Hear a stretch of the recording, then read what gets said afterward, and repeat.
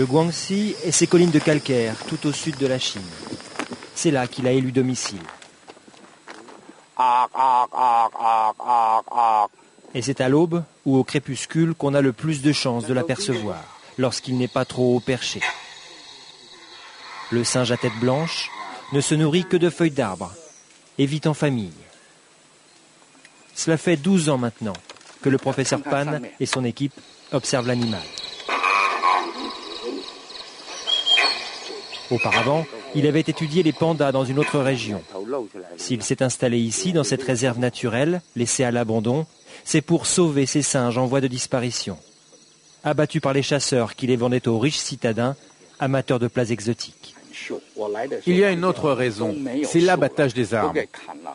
Quand je suis arrivé ici, il n'y en avait quasiment plus sur les collines. Les paysans avaient besoin de bois pour se chauffer, pour faire la cuisine. Donc tous les ans, ils coupaient de plus en plus d'arbres. Et moins il y avait d'arbres, moins les singes avaient de quoi se nourrir. Il y avait urgence. Le professeur Pan a convaincu les autorités de recruter et de payer des gardiens pour dissuader les chasseurs. Et puis surtout, il a lui-même proposé aux paysans des villages alentours des solutions pour ne plus couper les arbres.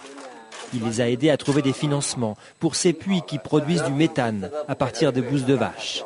Et chaque famille a pu obtenir le gaz à domicile. Pour la cuisine, c'est vraiment pratique. On tourne le bouton et on a le gaz tout de suite. Plus besoin d'aller couper du bois. Les années ont passé. Le professeur a bâti son centre de recherche sur une ancienne base militaire pour tous ceux qui s'intéressent aux singes à tête blanche et qui veulent étudier son mode de vie, ses habitudes alimentaires. L'espèce n'est plus menacée. Il y a 12 ans, il restait 95 singes. Aujourd'hui, ils sont plus de 500 à vivre dans la réserve. Pan Wenche a gagné son pari. Il en devient même optimiste. Avant, cela n'aurait pas été possible. Les gens ne savaient pas. Aujourd'hui, ce n'est plus pareil. La société chinoise comprend de mieux en mieux que préserver les animaux et protéger l'environnement, c'est prendre soin de la terre de nos enfants.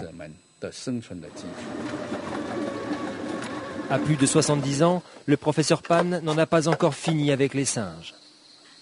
Et il compte bien continuer à les observer tous les matins pour mieux les comprendre après les avoir sauvés.